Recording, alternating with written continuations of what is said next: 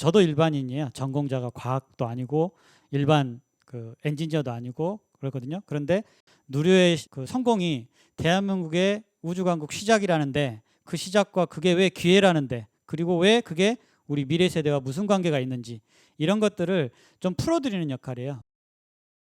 이 사진이 한 장이 저한테는 상당히 좀 인상적이었었고 만약에 여기에 참여하셨던 분들이 계셨다면 항공우주연구원 당연히 참여하셨겠고요. 우리 민간업체도 참여를 했거든요. 그분들이 이 장면을 보신다면 이 사진 한 장을 본다면 되게 감동스러운 사진일 수도 있습니다. 실제로 그렇게 인터뷰를 하신 분도 계시더라고요. 무슨 말이냐면 여기 보시면 누리호 개발 참여 주요 산업체 현황인데 꼭 여기에 뭐 무슨 부위에 어떤 업체가 들어갔다는 게 중요한 게 아니라 이 하나하나 부속 하나하나가 전부 다 우리나라의 기술로 100% 국산화가 됐다는 게 엄청나게 중요하다는 겁니다. 부속 하나가 잘못됐다 그러면 이 참여한 업체가 바로 제작을 다시 하면 되고 원인을 찾으면 되고 통제 그 과정을 다시 한번 복기를 하면 되는 거거든요.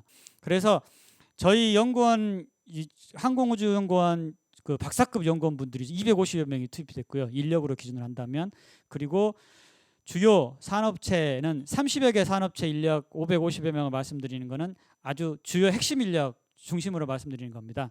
이렇게 하면 총 한 800여 명이 되겠죠.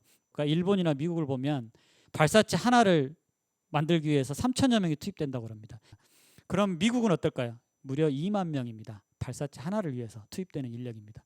비용을 한번 본다면 우리는 이제 누리호 발사에 13년간 1조 9,500억 원 정도가 들어갔다고들 이야기합니다. 얼른 보시기에 너무 많은 돈이 들어간 게 아니냐 발사체 한 기 통해서. 그런데 미국 같은 경우는 예산이 62조라고 합니다. 우주 관련 예산이 62조. 자 그러면 우리가 그 누리호의 성과를 통해서 어떤 성과를 좀 정리를 하자면 어떤 식으로 정리할 수 있을까? 먼저 우리 발사체가 독립을 드디어 했다. 이거 엄청 중요하죠. 우리 광복, 뭐 독립 이것만 중요한 게 아니고요. 우리 발사체가 독립했다는 것은 엄청나게 큰 성과입니다. 그리고 비용 면에서의 가격 경쟁력. 자, 이것도 당연한 거죠. 그리고 이제 우주 기술의 확보와 시장 진출. 이미 시작된 시장은 이미 있습니다. 여러분도 사실 피부에 와닿는 시장은 여러분이 가지고 있는 핸드폰에서 3G, 4G, 5G로 넘어가 있는데 이 다음은 뭘까요? 이 다음은 이미 망도 다 포화가 다 됐어요. 이 다음은 어딜까요? 이미 시작은 됐는데 어떤 부분이냐면 저궤도 위성 쪽에 위성을 띄우고 이미 지구상에서 다 포화가 된 망을 이제는 위성망, 위성 데이터 시장이 이미 현재 어마어마한 시장이거든요. 그리고 그 시장이 현재는 주력입니다. 거의 우주 산업의 95%라고 보시면 됩니다. 우리나라 우주 개발, 세계 우주 개발 관련된 업체들 비중을 봐도 사실은 위성 시장이에요. 우리나라도 물론 위성 시장의 강국입니다. 그런데 그때도 역시 여러분과 피부 닿는 거 그거지만 이제 이 다음에 다루게 될 미래 먹거리를 기준으로 한다면 어마어마하게 또 확장이 되거든요. 자, 먼저 이제 우주 관광 뭐 잘 아시죠? 이미 우주 관광은 시작됐고요. 지금은 정말 부자들만 뭐 대기권 여행하고 뭐 그렇긴 한데 이제 이거는 점점 쉬워지고 비용이 싸지고 그리고 안전해질 겁니다. 이것도 역시 우주 관광도 들어갈 거고요. 그다음 우주 광물 이것도 현실이죠. 사실은 지금 현재 경제 전쟁이라고 부를 수 있는 총성 없는 전쟁은 전부 다 이런 자원 전쟁이죠. 자원 전쟁인데 광물.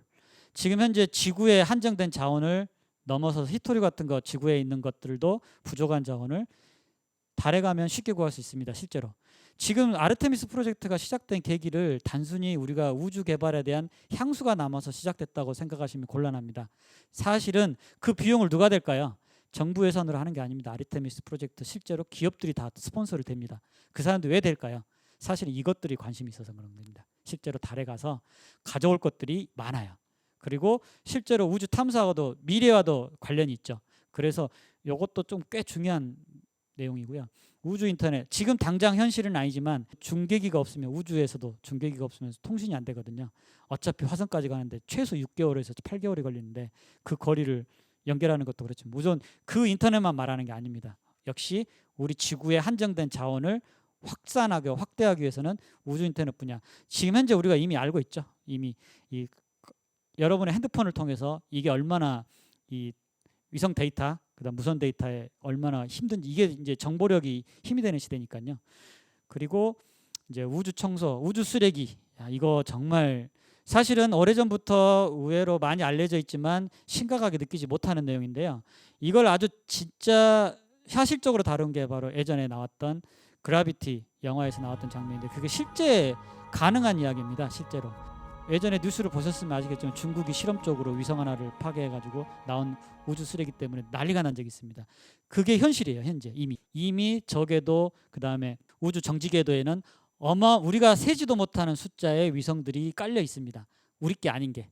우리도 쏘고 싶은데 그러면 자리를 찾아야 될 정도로 지금, 근데 그게 다 사실은 일정 기간 수명이 있는 거잖아요. 쓰레기가 되는 겁니다. 이 쓰레기를 치우는 것도 현실입니다.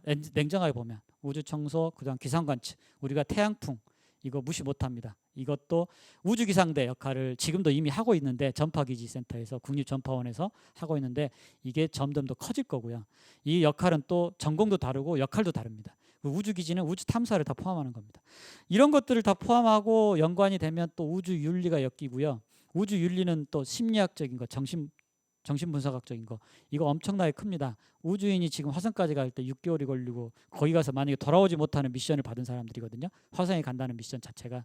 근데 그 사람들이 거기서 과연 심리적인 안정을 취할 수 있으려면 어떻게 해야 될까요?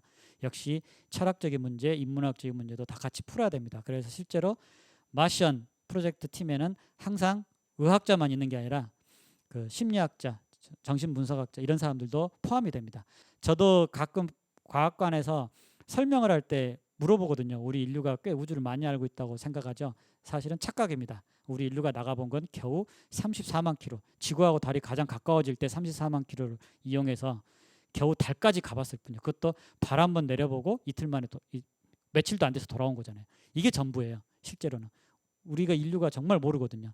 에너지를 알게 된다면 정말 많은 또 변화가 있겠죠. 근데 그 시작입니다. 이게 전부 다. 국가안보, 군수산업, 이건 무조건 이건 현실입니다. 그래서 이런 식으로 해서 다양한 분야가 이미 펼쳐져 있고요. 이게 사실은 그동안에 제가 굳이 이걸 들지 않더라도 우리가 이미 생활 속에 있는 과학이라고 해서 그 공기청정기, 그리고 여러 가지 모든 기술, 엑스레이, 모든 기술들이 사실은 우주 개발 50년, 70년 전에 이미 개발했던 그 당시 때 결과물입니다. 그때 돈을 어마어마하게 투자하고 낭비한다고 했던 거기에서 나온 결과가 바로 이런 기술들, 의학기술 진보가 온 거거든요. 그래서 단지 지금을 보고 뭐 비용이 어떻다 이런 게 하는 것보다는 미래를 보는 그런 눈이 필요한 거죠. 여러분이 좀 더 관심을 계속 가지고 쉽게 이해하시고 계속 관심을 가져주셨으면 하는 바람에서 오늘 이 강의를 마치겠습니다. 감사합니다.